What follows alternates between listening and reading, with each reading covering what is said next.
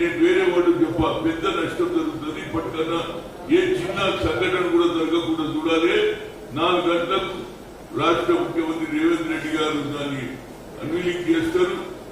తప్పనిసరిగా భారతదేశంలో గెలవడానికి రాహుల్ గాంధీ ఏం చేశావు, ప్రజలకు ఏ విధంగా ఆయన తల్లి ఏం చేసిండు, తల్లి చనిపోయింది, కొడుకు చనిపోయిండు, అదేవిధంగా సంజయ్ గాంధీ కూడా చనిపోయాడు.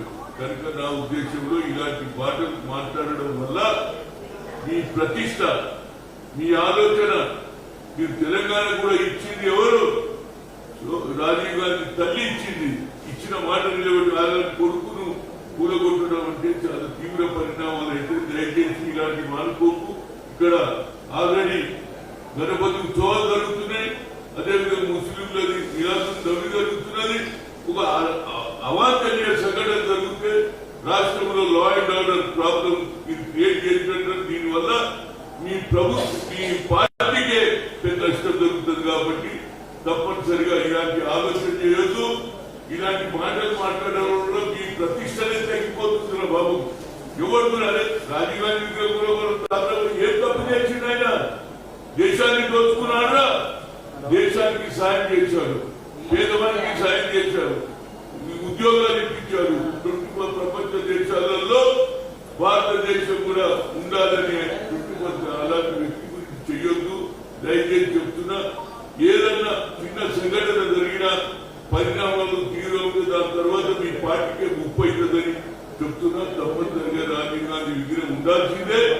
అక్కడనే వచ్చిన జనం, గ్రామాల నుంచి వచ్చిన జనం కూడా అదొక ప్రతిష్టాత్మకమైనటువంటి ప్లేస్. జనం కూడా వచ్చి చూస్తారు, ఆయన నివాళులు అర్పిస్తారు. కాబట్టి ఇలాంటి మార్పుకోవాలని కోరుతున్నా.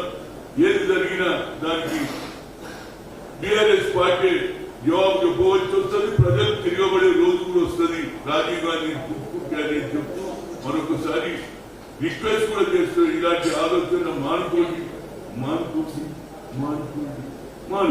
Thank you. అదేవిధంగా ఏదైతే డీమ్డ్ యూనివర్సిటీలో ఏది రిజర్వేషన్ లేనే లేదు, మెరిట్ వాళ్ళకు కూడా ఇవ్వనటువంటి ఇది ఎక్కడ న్యాయంగా బాబు? అంటే మీ యూనివర్సిటీలు పెట్టడం దేనికి? కార్పొరేట్ సెక్టర్ లా అదాని అంబానీ దగ్గర బిజినెస్ చేస్తున్నారా బాబు? మీరు ప్రజలకు బోధన చదువు నడిపించేది ఒక సంస్థ, దాన్ని కూడా మీరు కార్పొరేట్ చేస్తున్నారు. దయచేసి డీమ్డ్ యూనివర్సిటీలో మెరిట్ స్టూడెంట్స్ కూడా ఇవ్వకపోతే మాత్రం Hanumantharao first person will go and sit there. దీని తర్వాత యూనివర్సిటీలో ఏది జరిగినా మీరు ఆల్రెడీ డీమ్డ్ యూనివర్సిటీలో రిజర్వేషన్ ఇవ్వరు. మీరు ఎస్సీ ఎస్టీ ఓబీసీలకు మీరుకెళ్ళి మెరిట్ కష్టపడి చదివిన వాళ్ళకు కూడా మీరు మెరిట్ వాళ్ళకు కూడా ఇవ్వాలని ఆలోచన చేస్తే మాత్రం మీ యూనివర్సిటీలు డేంజర్ లో పడుతుంది. నేను గొడవ చేయాలని కాదు, మీరు ఆలోచన చేసి మెరిట్ స్టూడెంట్స్ కు తప్పనిసరిగా సీట్ ఇవ్వాల్సిందే, లేకపోతే తీవ్ర పరిణామాలు అయితే నేను చెప్తున్నా.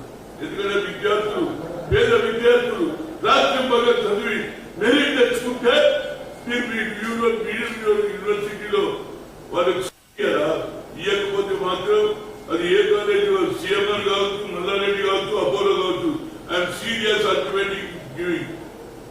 మీరు యూనివర్సిటీలో విద్య చెప్తున్నారా లేకపోతే సంపాదిస్తున్నారా అని చెప్పండి. కార్పొరేట్ సెక్టర్ లేక చాలా దుకాణాలు పెట్టేట సంపాదిస్తున్నారో మీరు విద్యార్థులు కూడా ఆ విధంగా సంపాదిస్తున్నారనే ఆలోచన రాకముందు ఆ మెరిట్ వాళ్ళకి ఇవ్వండి. అదేవిధంగా ఎప్పుడైతే కేంద్రంలో కూడా ఇది డీమ్డ్ యూనివర్సిటీలో కూడా రిజర్వేషన్ అమలు చేయడానికి తర్వాత నేను పోరాడుతా